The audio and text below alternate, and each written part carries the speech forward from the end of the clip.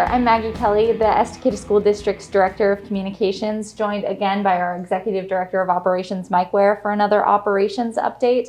Last month, we did a tour of Estacada High School to talk about the conditions of the building, and today we are joined here at Rivermill Elementary School. And we're going to do a little bit of the same thing. So Mike, could you tell us a bit about just the overall condition of Rivermill Elementary? Yeah, again, 1960s building, fairly dated, and a lot of our systems are, mainly our power system is dated, just like at the high school.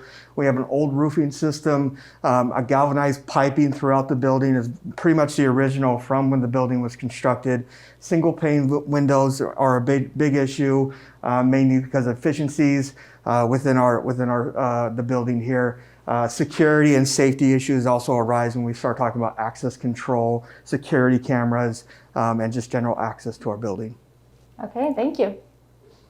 Now, Mike, we are joined at the entryway, the vestibule of Rivermill Elementary, and this was a security addition that we made several years ago, correct? That's correct, we did. And I appreciate, that people can kind of be screened as they walk through our schools before they gain access to our students. But one thing I noticed at Estacada High School was that we had those access control key cards. Could you talk a little bit about, are we adding those at Rivermill Elementary? And remind us again, what are the benefits of adding that? Yeah, we are currently going to be adding access control to the Rivermill Elementary, both in the main building and in the annex. A major safety measure for our students and our staff by controlling who can come in and really be able to vet those individuals to prevent any safety issues that may arise.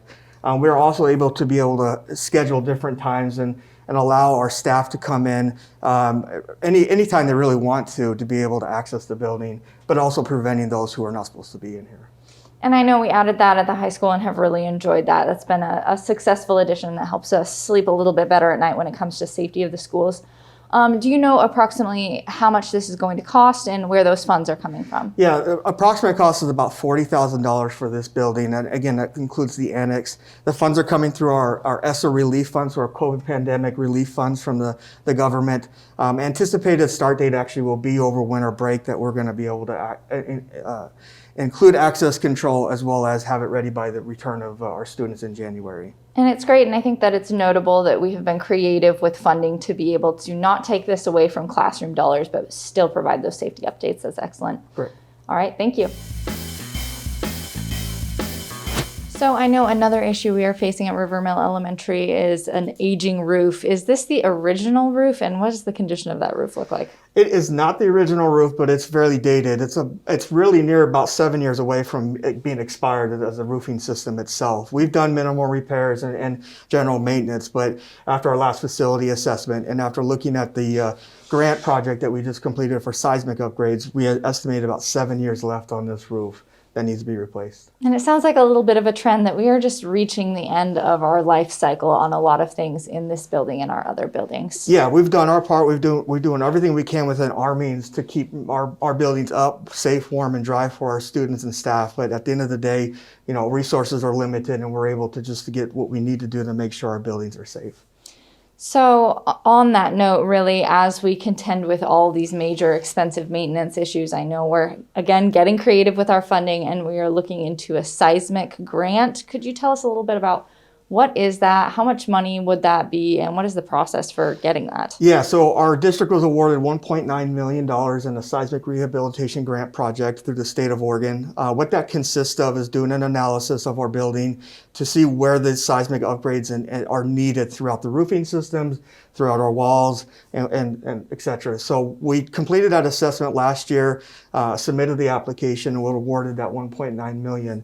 We're now in that planning phases to be able to start the rehabilitation project over the next 18 months or so, which includes partial re-roof, new wall systems, nailing pattern systems, and really just seismic bracing throughout the building.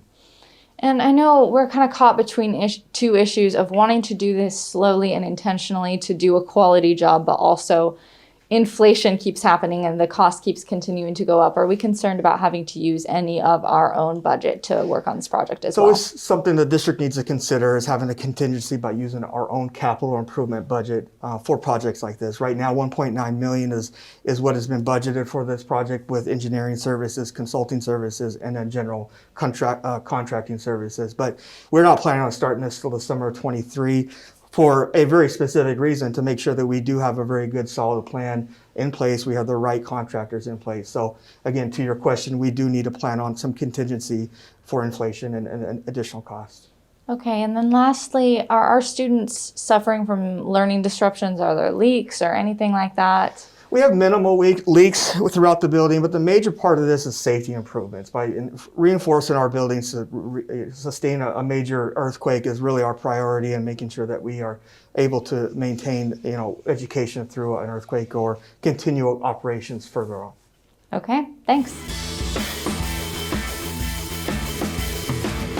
All right, so we are joined now in a boiler room, and it looks like I can see some improvements that are ongoing. Yeah. What does that look like, and why do we do that? Well, you can kind of see the comparison. We've done some improvements over the last few years through our piping system. As we stated at the beginning, we have an outdated piping system where a lot of galvanized piping, corrosion building up within our pipes. So we've slowly have had to replace through leaks or other issues over the last few years, which you can see the difference between this piping system and the original over in this room. So again, it's a safety, it's a quality of water, and what we want to try to slowly improve, which is a significant project. And I know when we were touring the high school, we had that pipe that we showed that was actually pulled out of River Mill Elementary. So we have had pipe breaks, we've had pipe leaks, clogged pipes. Clogged pipes, pipe breaks, you name it, we've had it in this building. And are these pipes original to the building? They are, original to the system. And so again, the need of a 1960s building of replacing these dated piping system is a big need for our district.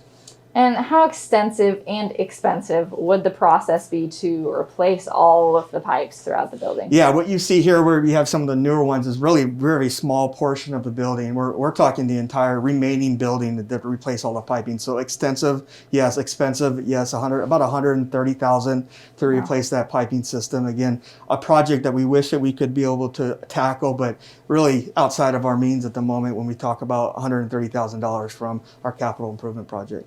And I think it's notable, we are dealing with elementary school students here that like to get dirty and need to wash their hands, and the sinks in the classrooms, mm-hmm. They're running cold water, they're running water that comes out a little bit brown or yellow sometimes, but the water our students are drinking is safe, correct? It is safe, yes, it is. I want to make sure we're clear about that. The water is safe, but again, going back to efficiencies and just the system itself, it needs to be replaced. Mm-hmm. All right, thank you. Mm-hmm. All right, well, thank you, Mike, for taking us along the tour of River Mill Elementary School. Clearly some issues that you were working hard to address. And we are doing another tour again next month. Mike, where are you taking us next month? Yeah, thank you for having me again. This is really important to show the need within our community of our buildings, and we're very excited to be able to do that transparently. Our next month video will be at our Estacada Middle School, where we'll talk about some of the systems and issues that we've been faced at that building. And that is our oldest building, so it should be a fun one. Thanks again, and thank you for watching.